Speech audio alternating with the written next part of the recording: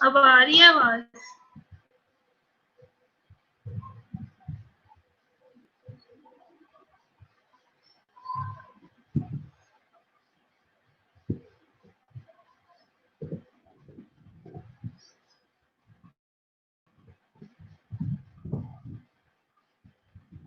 Hello सूरज, आवाज आ रही है?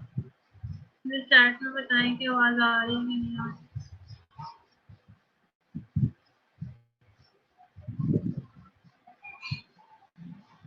अब हमने जो पढ़ना है वो है डायग्नोस्टिक रिसर्च।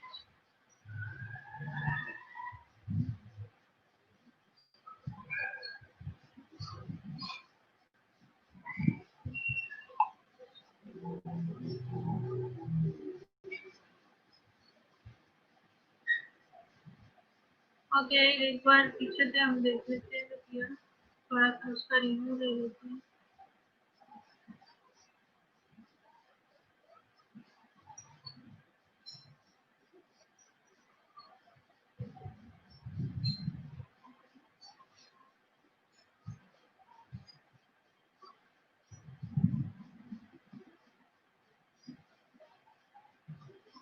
हम पढ़ रहे थे रिसर्च की टाइप्स कि रिसर्च की कौन कौन सी टाइप है। रिसर्च क्या है? सिस्टमैटिक इंक्वायरी है जिसमें हम प्रॉब्लम को सॉल्व करते हैं सिस्टमैटिकली यूजिंग डिसिप्लिन मेथड। और नर्सिंग रिसर्च में हम नर्सिंग प्रोफेशन की चीज़ों को प्रॉब्लम्स को डील करते हैं। पहले इसकी टाइप थी बेसिक रिसर्च। बेसिक रिसर्च में क्या करते हैं? थ्योरी को डेवलप करते हैं या फिर थ्योरी को रिफाइन करते हैं। सेकेंड इसकी टाइप थी अप्लाइड रिसर्च। अप्लाइड रिसर्च को प्रैक्टिकल रिसर्च भी कहते हैं। इसमें हम क्या करते हैं? डायरेक्टली वो वाली नॉलेज को इम्प्रूव करते हैं जो कि क्लिनिकल प्रैक्टिस में यूज हो रही होती है। लाइक प्रैक्टिकली जो चीजें जो प्रॉब्लम्स आ रही होती हैं उनको सॉल्व करने के लिए जो रिसर्च की जाती है उसको अप्लाइड रिसर्च कहते हैं। इसके एम्स थे, टू एम्स थे। पहले में क्या करता है? ये प्रॉब्लम को सॉल्व करता है। और सेकंड एम इसका है कि ये एस्टैब्लिश करता है पॉलिसीज को।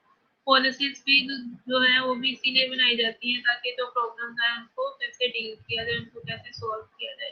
थर्ड टाइप थी वो थी एक्सप्लोरेटरी रिसर्च। और ये वो रिसर्च है जो इन चीज़ों पे स्टडी की जाती है जो कि पहले से क्लियर नहीं होती या जिन प्रॉब्लम्स को पहले क्लियरली स्टडी नहीं किया जाता उनके ऊपर जो रिसर्च की जाती है उसको एक्सप्लोरेटरी रिसर्च कहते हैं। उसके पर्पसेस में भी था generate new ideas, increase research familiarity with problem, precise formulation of problem, concepts clear करना और देखना whether it is feasible to attempt the study or not। Exploratory studies के भी दो लेवल्स हैं। पहले लेवल में वो सिग्निफिकेंट वेरिएबल्स है वो डिस्कवर करता है साइंटिस्ट। और सेकंड में उन वेरिएबल्स का आपस में रिलेशनशिप देखते हैं। स्टेप्स क्या हैं? स्टेप्स क्युमुलेटिव रिसर्च के 3 स्टेप्स हैं। फर्स्ट में review of pertinent literature, second में एक्सपीरियंस सर्वे एंड थर्ड में उसके रिजल्ट्स को जो है वो एनालाइज किया जाता है। फोर्थ जो टाइप है वो है डिस्क्रिप्टिव रिसर्च की। डिस्क्रिप्टिव रिसर्च जो है इसमें क्या करते हैं? रियल लाइफ सिचुएशन में जो चीजें हो रही होती हैं उनके बारे में डाटा कलेक्ट करते हैं नेचुरल सेटिंग में। इसमें हम ना किसी भी किस्म की मैनिपुलेशन नहीं करते। नेचुरल सेटिंग में तो जैसा है वैसा ही करेक्टरिस्टिक्स जो है वो ऑब्जर्व कर लिया जाता है। इसकी 3 टाइप्स थी, ऑब्जर्वेशनल, केस स्टडी और सर्वे। ऑब्जर्वेशनल में क्या करता है? जो रिसर्चर होता है वो ऑब्जर्व करके वो डाटा कलेक्ट करता है। अब आवाज आ रही है ना सबको क्लियर? स्लाइड्स भी शो हो रही है, मुझे एक बार क्लियर कर दो।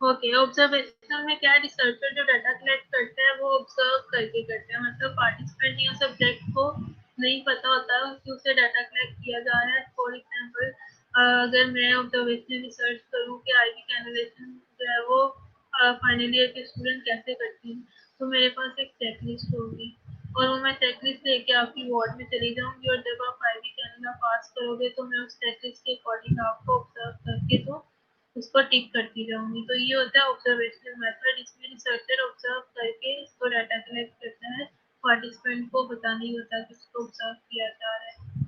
केस स्टडी जैसे आपने की होगी प्रीवियस सब्जेक्ट में भी, किसी एक चीज के ऊपर इन डेप्थ स्टडी जब की जाती है किसी एक टॉपिक के ऊपर, तो उसको केस स्टडी कहते हैं। सर्वे क्या है? ब्रीफ इंटरव्यू और discussion with an individual about a specific topic. तो सर्वे में एक टॉपिक के ऊपर डिस्कशन की जाती है, जैसे मैंने डेंगू का बताया कि उसका सर्वे हुआ था। तो ये तीनों जो है थ्री मेथड है या वेज है जिनकी वजह से रिसर्चर जो है वो डिस्क्रिप्टिव रिसर्च करता है। आप क्लिनिकल प्रैक्टिकल में डिस्क्रिप्टिव रिसर्च करते हुए सर्वे को यूज करोगे। नेक्स्ट जो टाइप है वो है डायग्नोस्टिक रिसर्च। तो डायग्नोस्टिक रिसर्च क्या है? डायग्नोस्टिक रिसर्च नाम ही बता रहा है कि डायग्नोस करना कि क्यों ये चीज हुई और फिर उस चीज को सॉल्व करना, उस प्रॉब्लम को सॉल्व करना। It is directed toward discovering what is happening, why is it happening and what can be done about it. तो डायग्नोस्टिक रिसर्च ये डिस्कवर करती है कि क्या हो रहा है, क्यों हो रहा है और फिर किस तरह से प्रॉब्लम को डील करना है। It aims at identifying the cause of a problem and the possible solution for it. तो डायग्नोस्टिक रिसर्च में हम प्रॉब्लम की कॉज का पता चलाते हैं और उसके पॉसिबल सॉल्यूशंस को देखते हैं।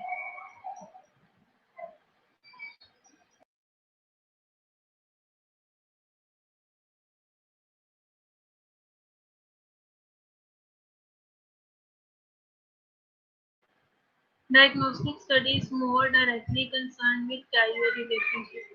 Causal relationship क्या होता है? कॉज एंड इफेक्ट वाले रिलेशनशिप के कौन सी चीज की वजह से प्रॉब्लम पेश आ रही है। तो डायग्नोस्टिक स्टडी जो है वो डायरेक्टली कंसर्न है causal relationship के साथ। It is directed toward discovering not only what is occurring but why it is occurring and what can be done about it. तो इसमें हम सिर्फ ये नहीं देखते कि प्रॉब्लम है, इसमें हम देखते हैं कि प्रॉब्लम क्यों है और उसको किस तरह से सॉल्व किया जा सकता है। It is more actively guided by hypothesis और इसमें हम हाइपोथेसिस जनरेट करते हैं। हाइपोथेसिस क्या होते हैं पहले पढ़ा हुआ है आपने?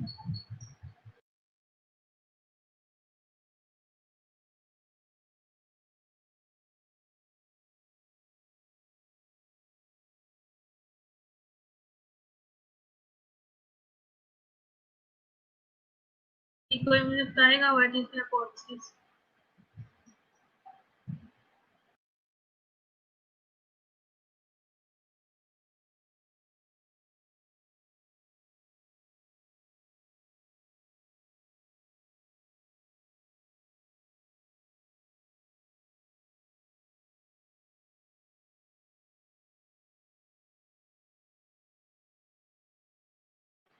हाइपोथेसिस जो है वो टेंटेटिव स्टेटमेंट्स होती हैं जो कि हम बेस्ड ऑन ऑब्जर्वेशन बनाते हैं। लाइक हम जैसे कोई चीज ऑब्जर्व करें तो उसके बारे में कोई अजम्पशन दे दें, प्रेडिक्शन दे दें, तो वो चीज हो भी सकती है और नहीं भी हो सकती, इसको हाइपोथेसिस कहते हैं। Like final year student may have knowledge regarding research और may not have knowledge regarding research।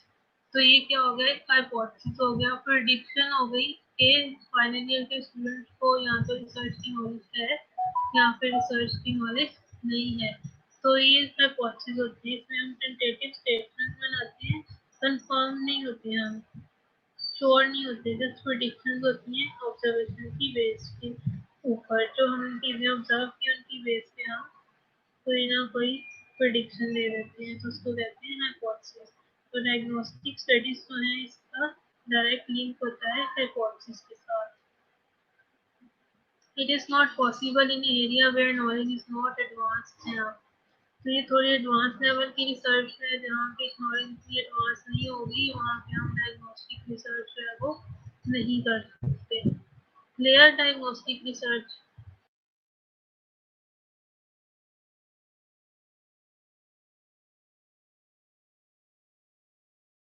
Any question regarding diagnostic research?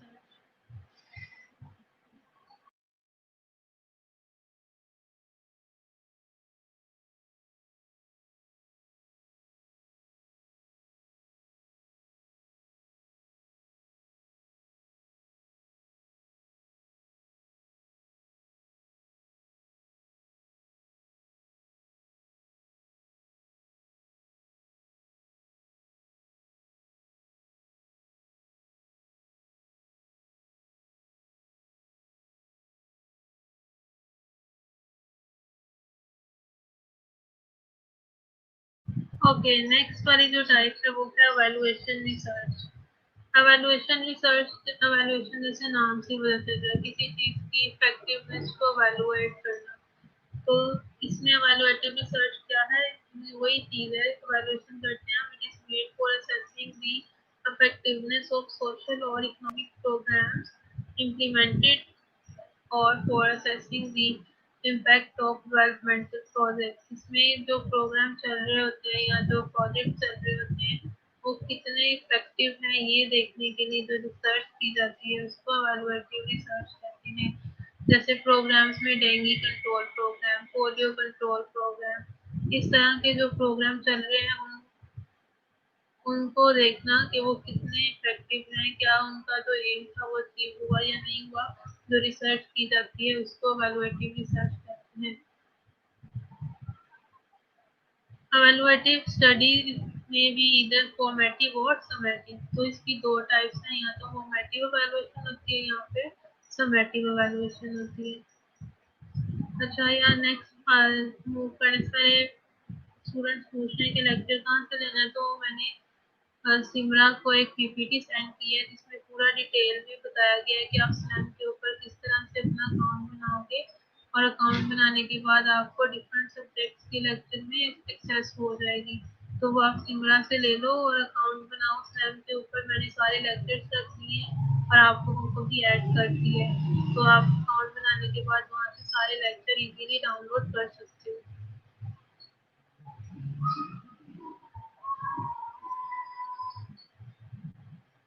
Formative evaluation क्या होती है?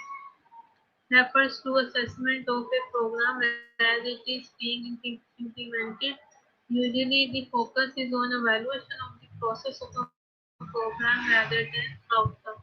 तो फॉर्मेटिव असेसमेंट ऑनगोइंग असेसमेंट होती है, देखते हैं कि जो प्रोग्राम चल रहा है क्या वो इफेक्टिव है, वो किस तरह, मतलब उस प्रोग्राम की एवेल्युएशन हो रही होती है, ना कि उसके आउटकम के ऊपर। और समेटिव एवेल्युएशन क्या होती है? Refers to the assessment of the outcome of the program that conducted after completion of the programme.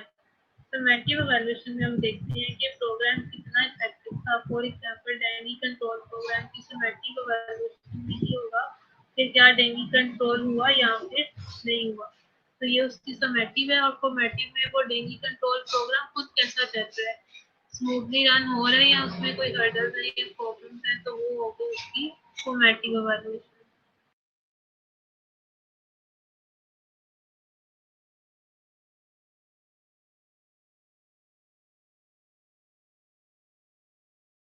ठीक है, क्लियर फॉर्मेटिव एवेल्युएशन और समेटिव एवेल्युएशन।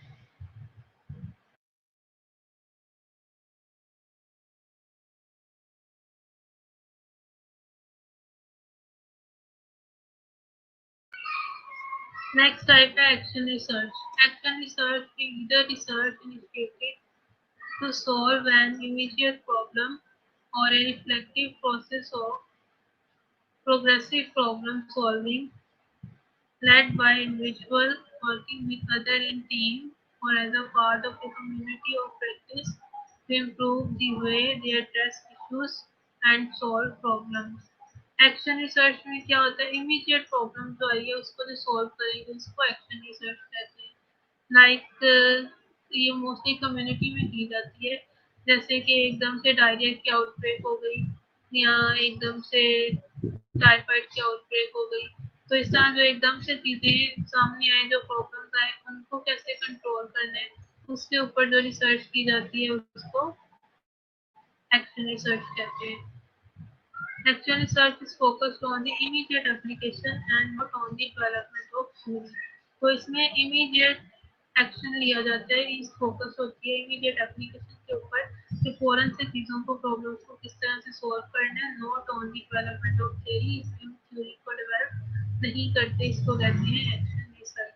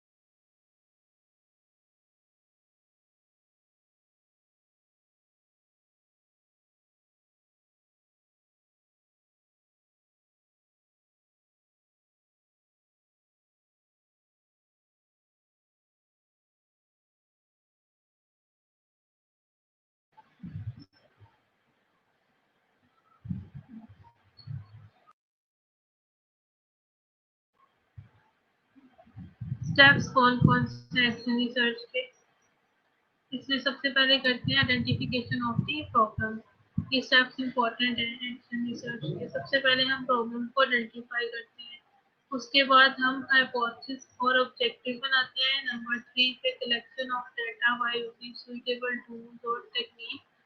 टूल कहते हैं वो इंस्ट्रूमेंट जिससे आप डाटा कलेक्ट करते हो, जैसे कि अभी आप क्वेश्चनियर यूज करोगे तो आपका जो टूल होगा वो होगा questionnaire.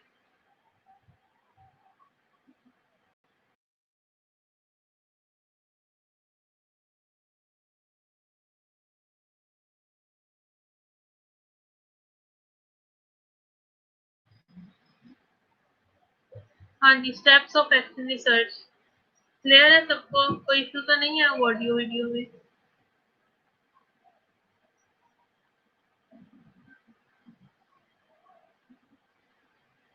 Steps of action research में नंबर 1 है identification of the problem.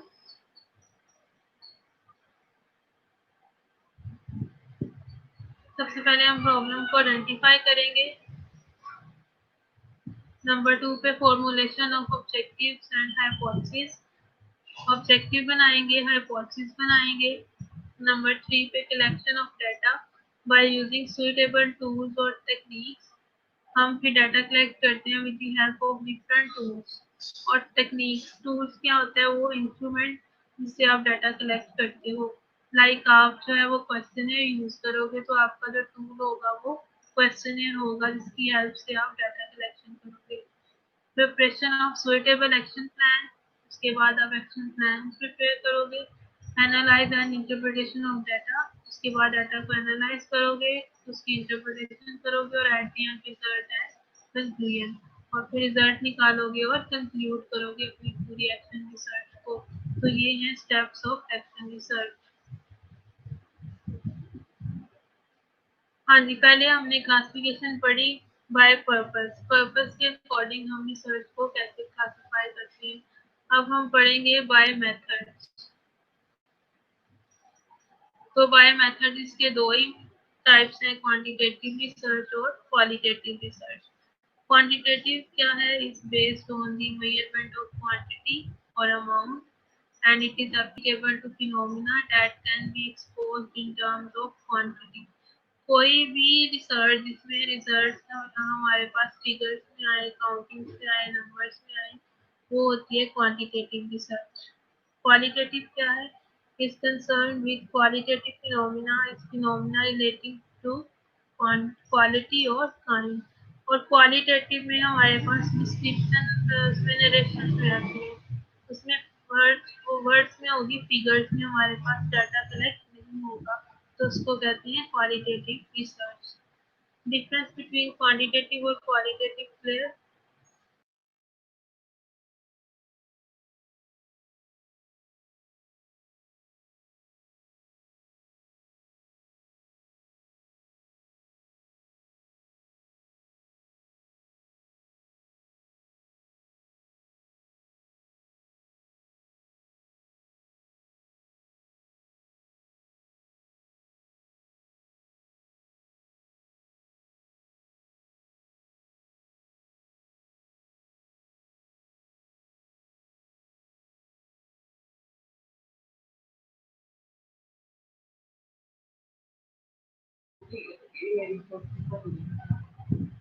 Good research के कौन कौन से करेक्टरिस्टिक्स हैं? गुड रिसर्च इज सिस्टमैटिक, ये सिस्टमैटिक होती है, मतलब रैंडमली या हैप्पैज़र्ड नहीं होती। इसके कुछ स्टेप्स होते हैं और उन स्टेप्स को नंबर वाइज जो है वो फॉलो करना होता है। Good research is logical, good research जो है वो लॉजिकल होती है, रैशनल बेस्ड होती है, इलॉजिकल नहीं होती। Good research is empirical based on observation, फिर भी हम गुड रिसर्च करते हैं। And good research is replicable, इसको हम रिपीट भी कर सकते हैं सेटिंग चेंज करके। गुड रिसर्च को हम दूसरी जगह पे दूसरे लोगों के साथ दूसरी सेटिंग में रिपीट भी कर लेते हैं।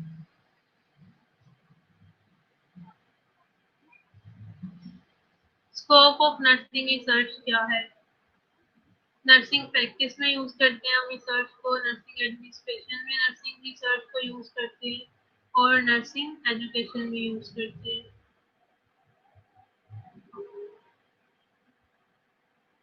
Nursing research helps in improving the broad professional knowledge. तो नर्सिंग रिसर्च क्या करती है? प्रोफेशनल नॉलेज को इम्प्रूव करती है। It helps in providing evidence based practice, और ये एविडेंस बेस्ड प्रैक्टिस प्रोवाइड करने में मदद करती है।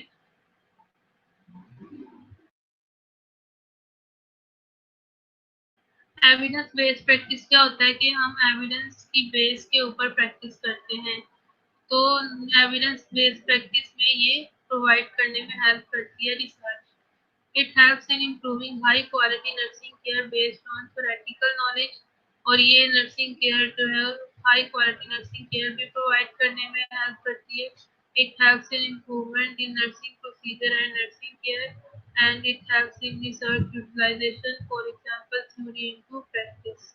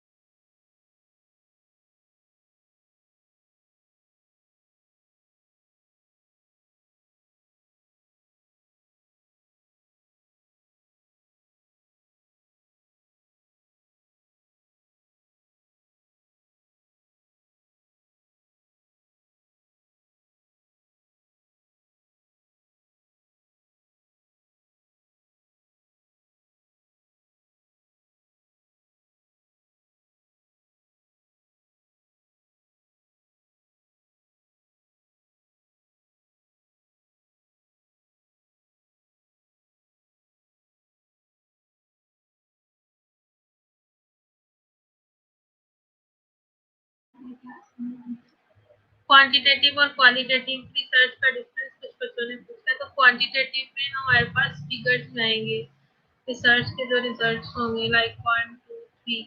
और क्वालिटेटिव में वर्ड्स में हम लोग लेते हैं, लाइक मैं आपसे पूछूं what is your opinion regarding nursing research subject, तो आप अपने वर्ड्स में मुझे डिस्क्राइब करोगे अपना ओपिनियन। तो क्वालिटेटिव में वर्ड्स नहीं, वर्ड्स होते हैं, फिगर्स नहीं होती। और क्वांटिटेटिव रिसर्च में फिगर्स पे या नंबर पे बेस करती है। लाइक अगर आप किसी का वेट करो तो आप उसका वेट बताओगे 50 kg, तो ये होगी क्वांटिटेटिव रिसर्च। लेकिन क्वालिटेटिव में आप पूरी डिस्क्रिप्शन दोगे किसी फिनोमिना की, तो उसको कहते हैं क्वालिटेटिव रिसर्च।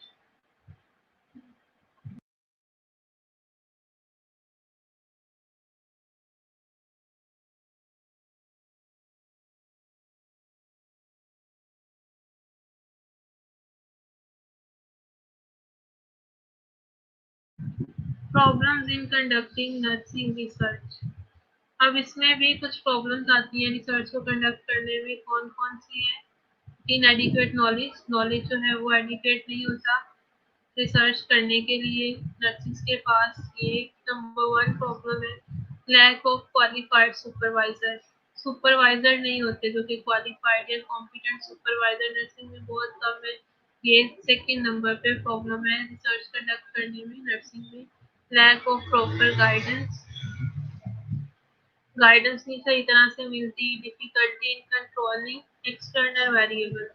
अब एक होता है डिपेंडेंट वेरिएबल, एक होता है इंडिपेंडेंट, और एक तीसरा वेरिएबल भी होता है जिसको कहते हैं एक्सटर्नल वेरिएबल। अभी आप नेक्स्ट इसको मजीद डिटेल में पढ़ोगे, लेकिन यहाँ पे मैं थोड़ा सा कॉन्सेप्ट क्लियर कर देती हूँ। ये जो थर्ड वाला वेरिएबल है, ये हमारी स्टडी में रिजल्ट्स को खराब करने के लिए होता है, इसलिए हम इसको कंट्रोल करते हैं ताकि इसका इफेक्ट डिपेंडेंट और इंडिपेंडेंट वेरिएबल के ऊपर ना आए। तो ये डिफिकल्टी होती है कंट्रोल करने में, और ये भी एक प्रॉब्लम है कंडक्टिंग रिसर्च इन नर्सिंग। फिर है लैक ऑफ टाइम, टाइम कम होता है। Lack of standardize tools, tools जो है वो स्टैंडर्डाइज नहीं होते, जिसकी वजह से रिसर्च जो है वो हमारे पास इतने रिलायबल नहीं आते। एथिकल प्रॉब्लम्स होती हैं, बहुत सारे ऐसे इश्यूज होते हैं जो हम एथिकली सॉल्व नहीं कर सकते, उनके ऊपर ज़्यादा बात नहीं कर सकते। Lack of support from administrative setup, और फाइनेंशियली प्रॉब्लम्स होती हैं, हमारे पास इतने रिसोर्सेज नहीं होते कि हम एक अच्छी सी रिसर्च जो है वो कंडक्ट कर सकें। तो ये सारी प्रॉब्लम्स आती हैं in conducting research in nursing. Clear?